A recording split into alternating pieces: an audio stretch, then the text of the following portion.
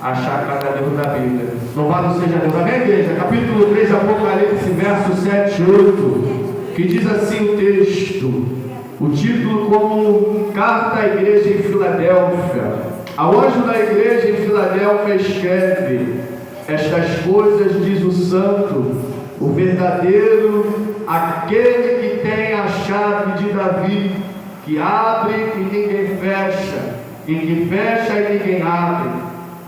Versículo 8: conheço as tuas obras, conheço as tuas obras, conheço as tuas obras. Eis que tenho posto diante de ti uma porta aberta, a qual ninguém pode fechar. Eis que tenho posto diante de ti uma porta aberta, a qual ninguém pode fechar. A porta está aberta ainda. Que tem pouca força, entretanto, guardaste a minha palavra e não negaste o meu nome. Somente até aqui você senta glorificando o nome do Senhor Jesus Cristo de Nazaré. Louvado seja Deus.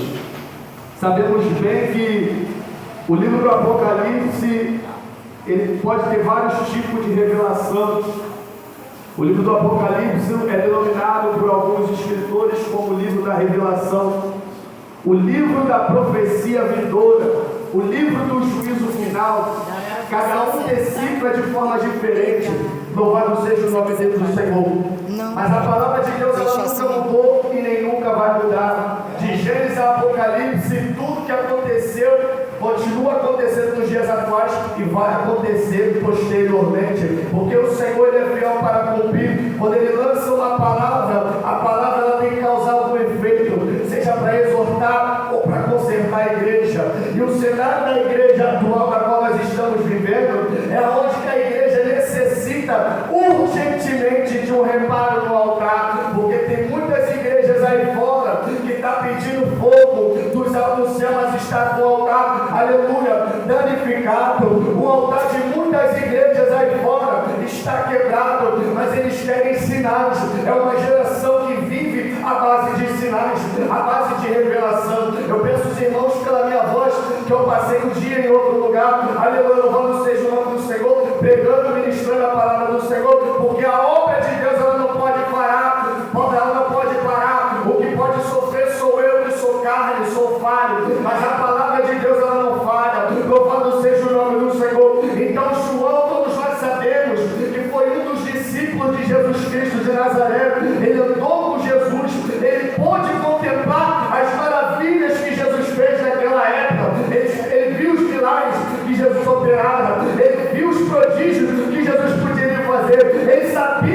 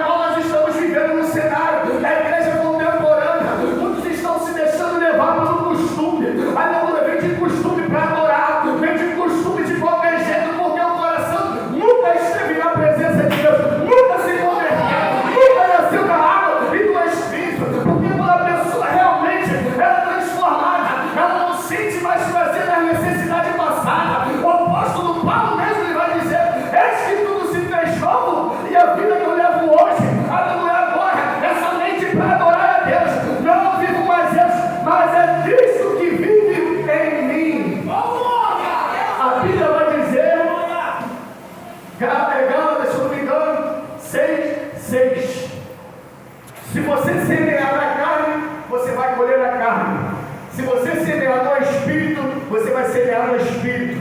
Mas estamos vivendo uma geração da qual muitos estão carnais dentro da igreja, cobiçando a mulher do outro, fazendo fofoca um do outro, falando mal do irmão. Eu quero ver quando Jesus vai andar na terra e chamar um por um, porque lá naquele grande dia, tem versículo na Bíblia que eu tenho medo demais dele, é seguir a paz com todo. A paz é difícil seguir com todo, mas você pode suportar, você não pode, aleluia, ter paz com todo mundo, mas você pode ter oração. A paz do Senhor, a paz do Senhor, a paz do Senhor não é gerada assim comunhão, fofoquinha, que se diz aqui dentro da igreja, porque vivenciar comunhão aqui dentro é mole, o ruim é lá fora. Jesus Cristo ele deixou bem claro no Salmo, aleluia, 133, ó quão bom e quão suave é que os irmãos vivam em união. Ele não falou comunhão, porque comunhão é mole. Isso aqui que nós estamos tendo agora é uma comunhão.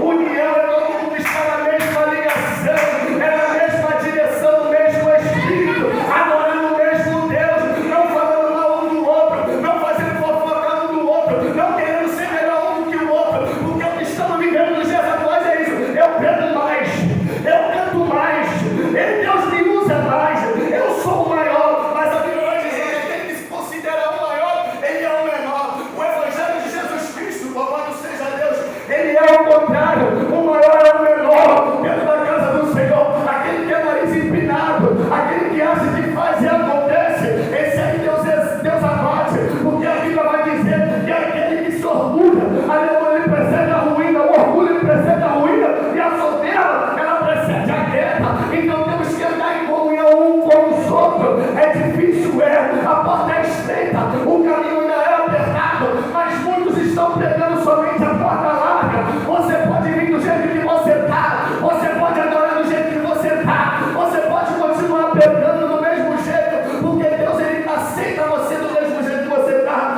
Ele não vai condenar o teu pecado, ele não vai te criticar, ele não vai estreitar para o teu lado, porque Jesus Cristo ele respeita a tua vontade, ele não vai querer saber, aleluia, a intenção do teu coração ser de verdade ou ser de mentira, porque você pode vir aqui, aleluia, vir adorar a Deus aqui, aleluia, mas o teu coração está bem longe. Dá na benção, mano, dá na benção, obrigado. Você pode vir aqui adorar a Deus, mas o teu coração não está aqui em Deus.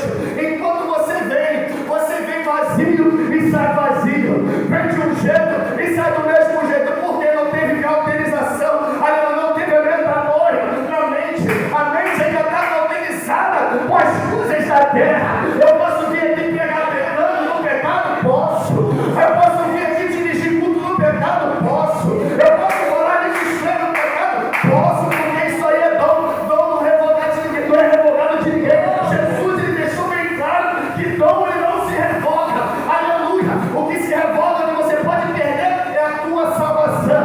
Foi falado aqui o tempo todo de salvação. Se a igreja tivesse ligada, foram 2 hinos falando, aleluia, louvado, falando sobre Jesus Cristo, o arrebatamento. O último que aquela moça louvou aqui, que eu até esqueci o nome dela, ela louvou aqui, aquela menina Verônica, ela louvou aqui o hino aqui de arrebatamento da igreja. Quem está preparado para subir para o céu? Quem está se preparando? Quem está se preocupando? Porque se preocupar com a carne é mole, a vontade da carne é mole. O ruim é você preparar a tua alma. O que você fez nessa semana para poder Jesus olhar para você e falar: meu filho, eu estou orgulhoso de você. Você conseguiu renunciar àquilo que você tinha mais prazer. Você conseguiu deixar de lado aquilo que você tinha mais prazer. É isso que Deus quer, é sacrifício meu e da tua parte. Porque enquanto nós estivermos aqui somente na comunhão e não estivermos na união, Jesus Cristo não tem como ele operar na nossa vida.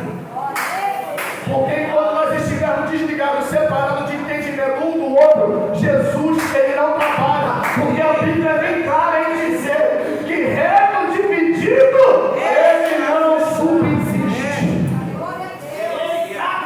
Ou a gente é igual, ou a gente não é. Ou a gente serve a Deus, ou ao diabo. Ou a gente é bode, ou a gente é ovelha, ou é trigo, ou é joio, ou é justo e injusto. Quem você é nessa noite?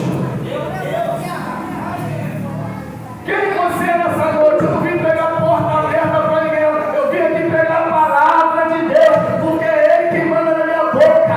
Eu quero saber, eu não estou preocupado com o que você tem para oferecer para a igreja, eu não estou preocupado com o teu carro, eu não estou preocupado se você tem um carro levado lá fora, eu estou preocupado com a tua salvação. No dia que a gente vai ficar debaixo da árvore da vida, comendo fruto, você tem que se preocupar com a sua alma. Você se preocupou com a sua alma essa semana? Você se preocupou com a sua alma hoje? Essa semana você fez algo para Deus se agradar de você? Como é que está o teu coração aí? Eu posso não saber, mas o Deus que eu sei sabe. Ele sabe porque a palavra, quando ela é direcionada, ela tem endereço certo. Ela sabe para onde ela está sendo enviada. Ela sabe porque cortou para mim primeiro. Cortou aqui, bate aqui e volta aí para a igreja. Porque o que traz crescimento para a igreja é a palavra. O que traz, aleluia, fortalecimento para a igreja é a palavra. A palavra, ela reage, ela age, ela vive, ela fortalece, ela mata, ela levanta, ela bate. É tudo através da palavra. Se não tivermos a palavra, não tem como a gente entrar pelo caminho estreito. Se não tivermos baseado na palavra, não tem como passar, aleluia, pela porta estreita. Que eu vou dizer aqui, a porta estreita é necessária nos dias atuais, porque muitos estão no comodismo espiritual. A igreja está passando por um período de dormência, igual aquele período de dormência da parábola das 10 virgens. Todas elas dormiram, elas escutaram o evangelho, mas todas elas dormiram. Por quê? Tem esse período dentro da igreja. Tem muita gente que ouve, mas não pratica a palavra. Tem muita gente que só escuta. Tem diferença de escutar e ouvir, porque quem ouve, ele entende que aquilo ali é para ele, é para se consertar. Agora quem escuta dá pouco papo. Aí para aqui, sai aqui, não quero, não é comigo. Eu não quero me consertar, eu não quero largar o meu pecado, eu quero continuar desse jeito. Eu vou servir a Deus do meu jeito, mas não é desse jeito. Você tem que entrar de acordo com o que a palavra diz, não com o que você quer. A palavra não tem que se adaptar a você, é você que tem que se adaptar a ela. É você que tem que entrar no evangelho. Quer passar pela porta estreita? Se esforce. A Bíblia. Esforcemos-nos para passar pela porta para fim de entrar pelo descanso. Hebreus, se não me engano, 4:11, se não me engano. Pode confirmar aí, porque é o Espírito Santo de Deus que está falando. Temos que nos esforçar. Se não tiver esforço aqui nos dias atuais, ou aqui ou agora, vamos ficar. Essa é a realidade. Porque a igreja está parecendo que está morta. Você pede para a glória a Deus. Glória a Deus. Aleluia. Dá!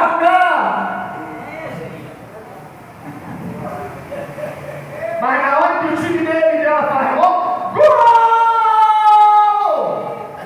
Pula, roda, na festinha, com os amigos na escola, faz bagunça, faz bobó, mas dentro da igreja, parece que ninguém sabe que ela é crente ou ele é crente.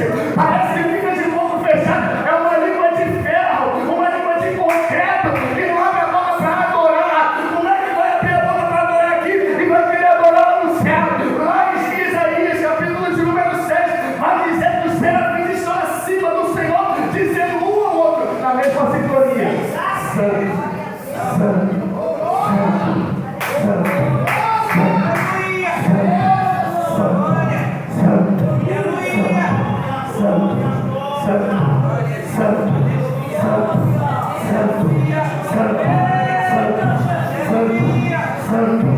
Santo, Santo.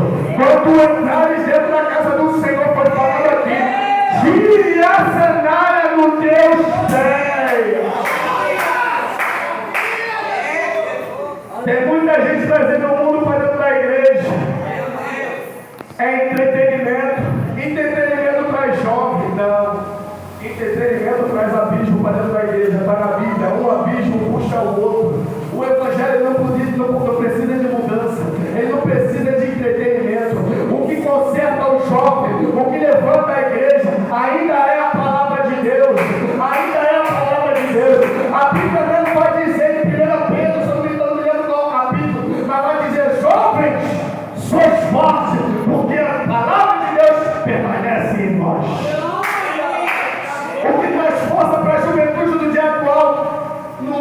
TikTok, não é Instagram, não é Kawaii, não é fazer dancinha de TikTok, não.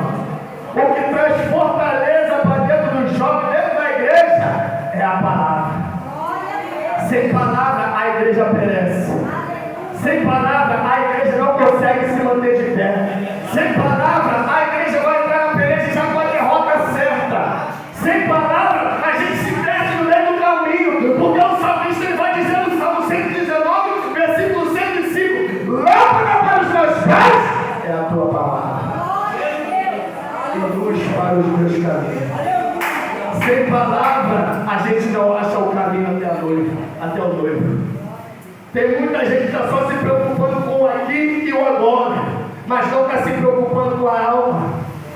A alma é o fundamental da vida do cristão. A Bíblia vai dizer, não vai nem dizer, eu estou conjecturando, mas o nosso corpo é constituído por três coisas: corpo, alma e o espírito. A Bíblia vai dizer que quando o homem morre, ele está sujeito a morrer uma vez só. Depois disso segue o juízo. O juízo está para chegar na terra. O juízo está a caminho. E quem não estiver preparado vai perecer. Quem não estiver preocupado com a sua alma vai perecer. Porque Jesus deixou bem claro: não tem mais aquele que mata o corpo, mas tem mais aquele que mata o corpo e lança a alma no inferno.